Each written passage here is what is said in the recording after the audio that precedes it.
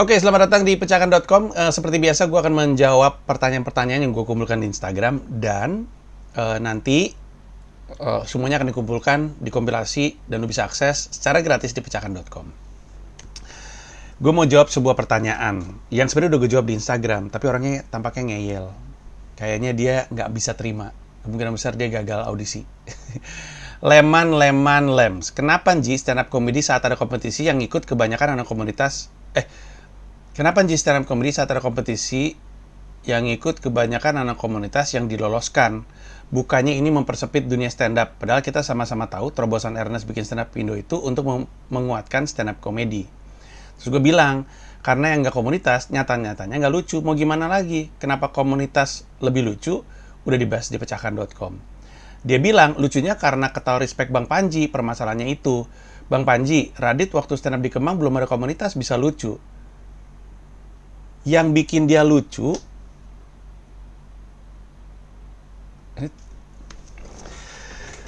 mau ngomong tolol tapi ntar tersinggung.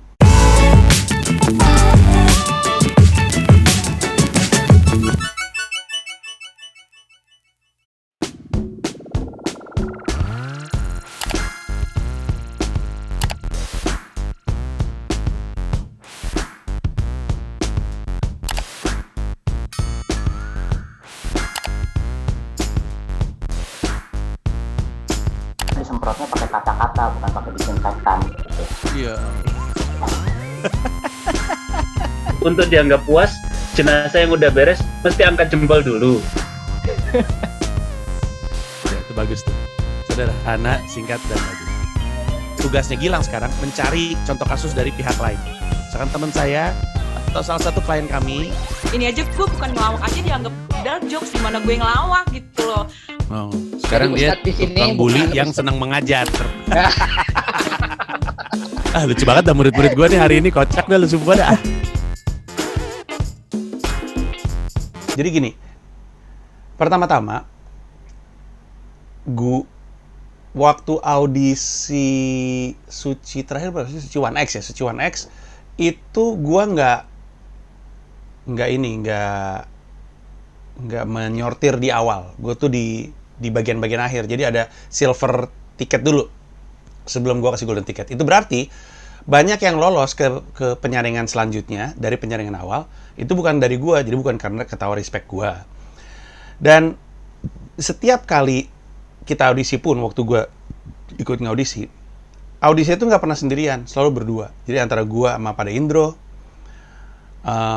Dan berarti kalau misalkan menurut gue lucu, menurut Pade Indro nggak lucu, ya tetap nggak lolos karena diskusi kami berdua.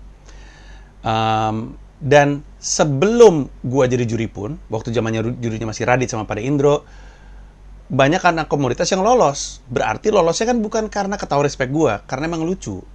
Dia bilang gini, itu untuk menjawab yang pertanyaan pertama ya. Jadi lolosnya itu bukan karena gue, karena emang lucu. Bahkan banyak anak komunitas juga nggak lolos walaupun jurinya gue, karena nggak lucu. Jadi menurut gue ini lebih kepada lu bitter, jadi lu nggak bisa terima kayaknya. Radit waktu stand up di Kemang belum ada komunitas bisa lucu, betul. Gue juga waktu itu belum ada komunitas, gue lucu. Semua yang stand up di situ juga belum ada komunitas bisa lucu, betul. Nah, argumen dia kayaknya berarti kan nggak butuh komunitas untuk lucu. Komunitas itu adalah fasilitas. Bisa lu pakai, bisa enggak. Kalau lu mau lolos, kayak contohnya Babe itu belum komunitas. Iya, waktu lomba di Medan. Bukan waktu ikutan Suci. Di Medan ada lomba stand up, Babe bukan anak komunitas. Semua pesertanya anak komunitas, kecuali Babe Cabita. Tapi Babe Cabita lucu dan juara. Baru abis itu dia masuk komunitas. Berarti bisa. Kalau lucu, bisa ikutan lomba dan bisa juara. Tapi, ya mesti lucu. Nah, kebanyakan yang bukan anak komunitas, ketika ikutan audisi, nggak lucu. Karena salah satunya tidak memanfaatkan komunitas. Kenapa? Emang bedanya apa? Di audisi, lu kan mungkin cuma tahu pas lu doang atau beberapa orang yang lu lihat sebelum lu audisi. Lu nggak ngeliat semuanya. Kalau gue kan, gue ketemu ratusan dalam satu hari.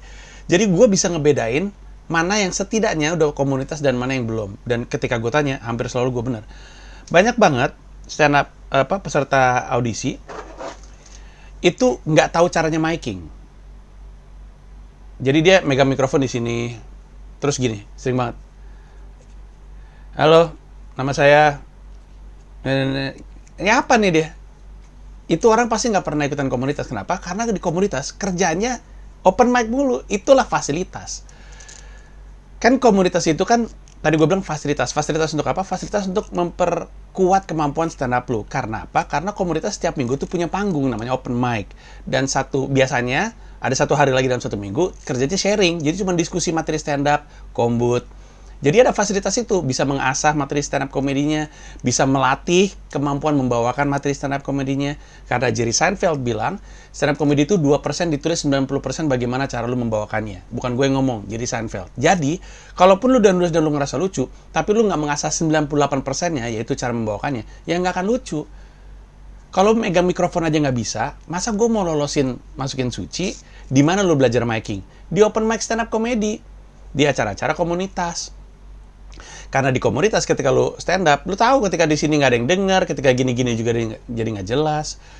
Nah, ketika waktu stand up night 1 di Comedy Cafe di Kemang, belum ada komunitas bisa lucu karena ilmunya udah pada ada. Gue punya ilmu public speakingnya, Radi juga udah punya, dan yang berarti komunitas belum ada, tapi ilmunya udah ada. Nah, lu sekarang pertanyaannya udah punya ilmunya atau belum?